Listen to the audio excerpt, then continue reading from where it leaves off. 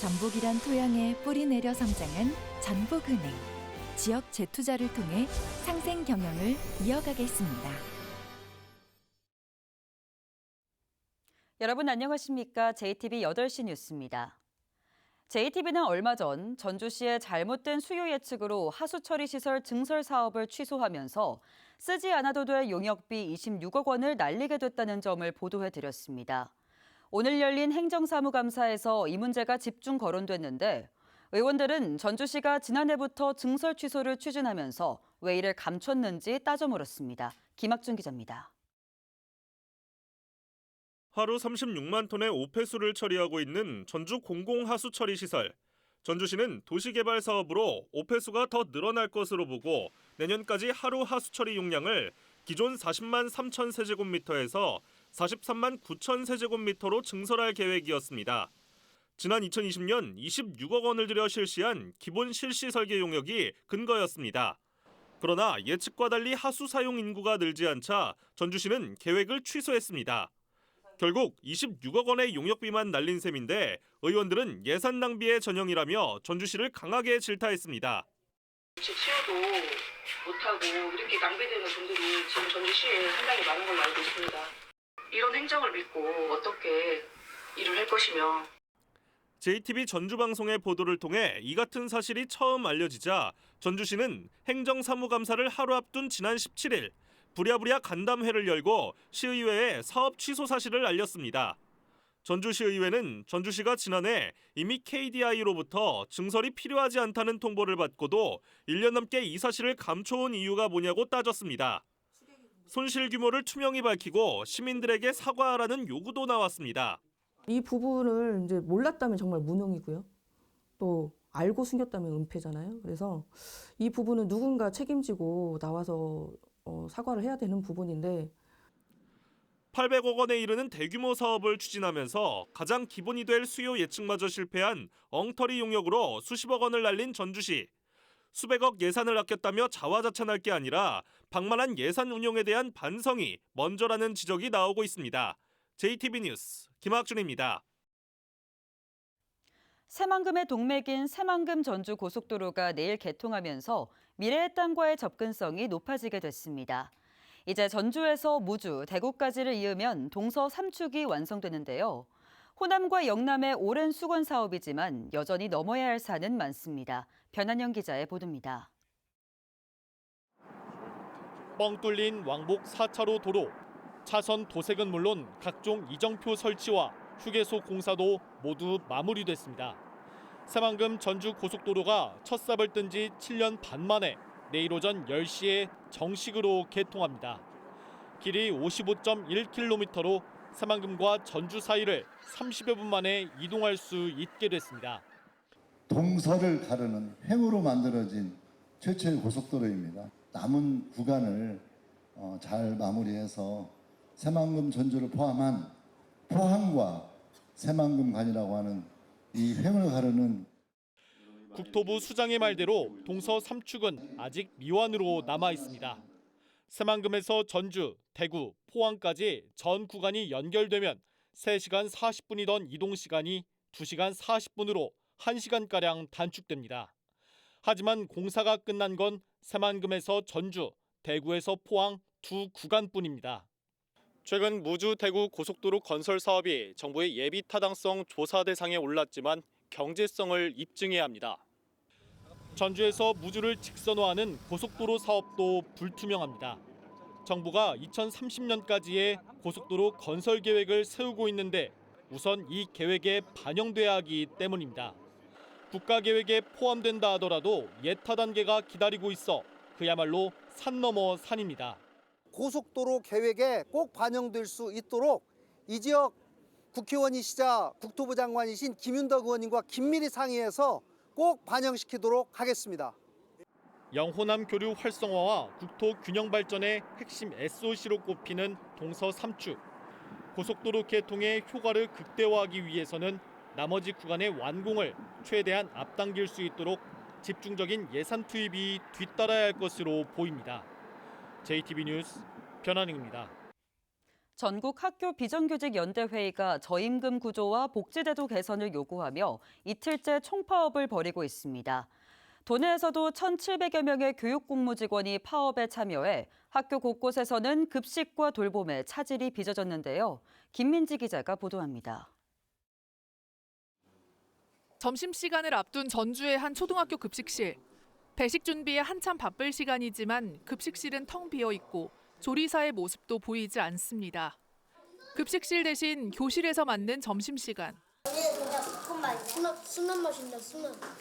엄마가 싸준 도시락을 먹거나 길게 줄을 서 빵과 음료를 받아갑니다. 급식실에서 주는 대로 먹긴 했는데 피자빵이랑 사과주스랑 귤이요. 학교에서 급식과 돌봄 업무 등을 맡고 있는 비정규직 노동자들이 임금 격차와 복지 개선을 요구하며 릴레이 파업에 돌입했습니다. 이들은 정규직과 임금 격차가 지속적으로 벌어지는데도 명절 휴가비 같은 기본수당도 차별받고 있다며 개선을 요구했습니다. 또 교육공무직의 절반 이상이 방학 중 임금을 받지 못해 생계불안에 시달린다고 주장했습니다. 도내에서도 전체 조합원의 23.5%인 1,700여 명이 상경 시위를 벌였습니다.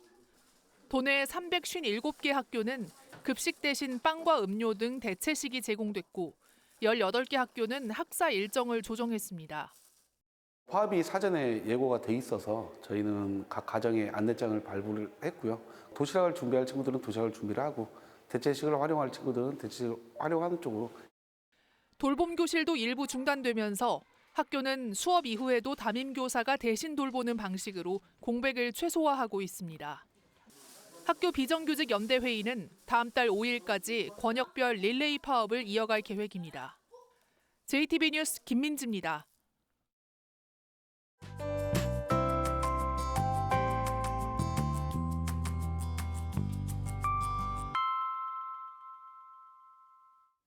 문학의 소식을 전하는 문화예양 시간입니다. 전북의 근대 여성 화가 허산옥 선생을 조명하는 전시가 열리고 있습니다. 고급 요리집을 운영하면서도 붓을 놓지 않았던 한 여성 예술가의 다층적인 삶과 작품 세계를 들여다봅니다. 최유선 기자입니다.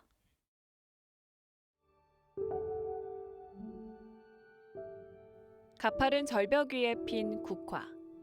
세밀한 붓질 사이로 은은한 묵향이 번집니다. 서리빨에도 꽃을 피우는 국화엔 허산옥 선생의 굴곡진 삶이 고스란히 담겨 있습니다. 제29회 국전에서 입선한 작품입니다. 허산옥 선생님이 제일 많이 그리신 국화라는 소재로 그려진 작품이고 한 폭의 정원처럼 가로로 길게 펼쳐진 장민넝쿨. 강렬한 색감과 먹이 어우러져 자연스러운 깊이를 더합니다. 원숙해진 예술 세계만큼 필선과 색감도 한층 대담하고 자유롭습니다. 여성 화가는 사실 흔치 않잖아요. 그림들을 따라가면서 이 사람은 이때 어땠을까 하는 생각을 하기도 하고. 1924년 김제에서 태어나 16살에 남원 권번에 들어간 허산옥. 전주 풍남문 인근에선 요리집이자 당대 예술가들의 사랑방 역할을 했던 행원을 운영하기도 했습니다. 산옥과 행원, 그리고 남전. 여러 이름만큼이나 다채로웠던 삶의 궤적 가운데 이번 전시는 화가 허산옥에 주목합니다. 개인전 자료들, 또 지역 미술인들과의 교류 관계를 파악할 수 있는 다양한 아카이브들을 통해서 미술인으로서의 입지를 보여줄 수 있는 그녀가 남긴 80여 점의 전통 회화를 통해 되짚어보는 근대 화가 허산옥의 예술 세계. 시대의 편견 속에 가려졌던 한 예술가의 시간이 다시 세상 앞에 펼쳐지고 있습니다. JTB 뉴스 최유선입니다. 최근 미국 관세 협상 후속 논의를 위해 이재명 대통령과 만난 대기업 총수들은 최소 1,000조 원 규모의 투자 계획을 밝혔습니다. 투자 분야는 AI와 반도체, 조선과 바이오 등 대한민국의 미래를 좌우할 첨단 산업에 집중됐는데요. 전북은 최근 데이터 센터 유치에서도 잇따라 실패한 만큼 관련 투자 유치를 위한 대응을 서둘러야 할 것으로 보입니다. 데스크 논평입니다. 대미 투자가 너무 강화되면서 국내 투자가 줄어들지 않을까 걱정하지 않도록 잘 조치해 줄 것으로 믿는다. 균형 발전 문제가 심각하니 지방산업 활성화에도 관심을 가져달라. 지난 일요일 이재명 대통령이 대기업 총수를 만나 당부한 말입니다. 이 자리에서 SK 600조 원을 비롯해 7명의 회장들이 밝힌 5년간 투자 규모만 줄잡아 800조 원. 금액을 밝히지 않은 삼성을 포함하면 모두 1000조 원이 넘고 해마다 10만 개가 넘는 일자리도 생길 전망입니다. 투자 분야는 선진국들이 무한 경쟁 중인 AI와 반도체, 조선, 수소, 바이오와 같은 첨단 산업에 집중돼 있습니다. 매머드급 투자 규모가 공개되자 지역마다 기대를 감추지 않고 있습니다. 특히 최근 이와 관련해 잇따라 대형 사업을 유치한 광주 전남은 미래 산업의 핵심 전진기지가 될 거라며 흥분하고 있습니다. 삼성이 주도한 국가 AI 컴퓨팅 센터를 유치한 데 이어 광주에 세계 최고 수준의 공조기기 생산 라인이 구축될 예정입니다. 현대차가 추진하는 대규모 그린 수소 인프라 대상 지역도 전남 유치를 자신하고 있습니다. 또 SK와 오픈 AI의 데이터 센터까지 유치하고도 추가 투자 유치에 대한 의지를 다지고 있습니다. 전북은 현 정부 출범 이후 피지컬 AI 하나를 제외하면 데이터 센터 유치 경쟁에서는 전남에 모두 무릎을 꿇었습니다. 공교롭게 재생에너지와 수소산업 등 서로 추구하는 미래 산업이 겹치는 와중에 이마저도 주도권을 빼앗기거나 이를 위기를 맞고 있습니다. 다른 산업도 아직은 답답한 상황입니다. 핵잠수함과 미국의 조선업 부활 구상으로 기대에 부푼 경남이나 울산과 달리 군산 조선소는 철저히 소외되어 있습니다.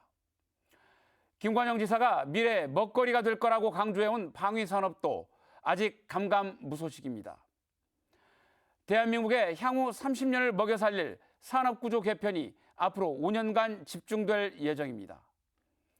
지역마다 유치 경쟁에 사력을 다하고 있는 가운데 전북의 미래도 이번에 첨단 산업의 지분을 얼마나 확보하느냐에 달려 있습니다. 데스크 논평입니다. 정부의 미래에너지 프로젝트 중 하나인 핵융합 연구시설 부지를 선정하기 위한 발표 평가가 오늘 진행됐습니다. 현재 군산과 전남, 나주, 경북, 경주 등 3개 지자체가 경쟁하고 있는 가운데 김관영 도지사는 직접 심사위원들에게 새만금 309의 입지 여건과 관련 인프라인 플라즈마 기술 연구소가 이미 들어서 있다는 점을 설명했습니다. 10년 동안 1조 2천억 원이 투입돼 각종 연구시설이 들어서게 될 부지는 이르면 다음 주에 발표될 예정입니다. 아동학대가 의심되는 경우 타인의 대화를 제3자가 몰래 녹음할 수 있도록 허용하는 내용의 법안이 발의되자 교원단체가 반대 성명을 냈습니다. 전교조 전북지부는 학부모가 주관적으로 판단한 불만과 오해가 녹음으로 이어진다면 교사의 일상적인 교육행위마저 감시받는 처지가 된다며 이 법안은 무고와 악성 민원을 부추기는 악법이 될 것이라고 지적했습니다. 전교조는 관련 입법 추진을 중단하고 교사의 안전한 교육행위를 보장할 수 있는 대안을 마련하라고 요구했습니다. 대상포진 백신 비용 지원 기준이 시군마다 제각각인 것으로 나타났습니다. 고창군과 부안군은 50세 이상, 정읍시는 60세 이상 모든 주민에게 지원하고 있지만 전주시는 65세 이상 기초생활수급자와 차상위 계층, 80세 이상으로 지원 대상이 제한돼 있습니다. 전북자치도의회 최영렬 의원은 백신 비용이 전액 시군비로만 지원되면서 지역 간 불균형이 심화돼 있다며 전북자치도가 도비 지원에 나서야 한다고 주장했습니다. 프로축구 전북현대가 내일 오후 4시 30분에 포항 스틸러스와 K리그1 37라운드 원정 경기를 치릅니다. 올 시즌 전북은 포항과 1승 1무 1패의 전적을 기록하며 팽팽하게 맞서고 있습니다. 한편 20년간 전북현대에서 수비수로 활약해온 최철순 선수는 오는 30일 열리는 K리그1 최종전을 끝으로 선수 생활에 마침표를 찍겠다고 밝혔습니다. 소유권 분쟁에 휘말린 전주 자임 추모공원 사태 해결을 위해 전북자치도가 적극 나서야 한다는 목소리가 이어지고 있습니다. 전북자치도의회 김정수 의원은 전북자치도가 임시관리자를 신속히 지정해 청소와 소독, 안내 인력 배치, 출입 시간 정상화 등을 일괄적으로 추진해야 한다고 강조했습니다. 또 선지원, 후 정산 방식으로 전기요금 납부와 냉난방 시설 청소 등 기본 서비스를 우선 시행하고 유가족 지원 창구도 마련해야 한다고 주장했습니다. 오늘 오전 11시 15분쯤 부안 격포 해수욕장 인근 갯바위에서 50대 관광객이 고립됐다가 해경에 구조됐습니다. 해경에 구조된 관광객은 바다를 감상하기 위해 갯바위에 올랐던 것으로 알려졌습니다. 해경은 오는 23일까지가 대조기로 물때 변화가 빠르다며 방문객들의 주의를 당부했습니다.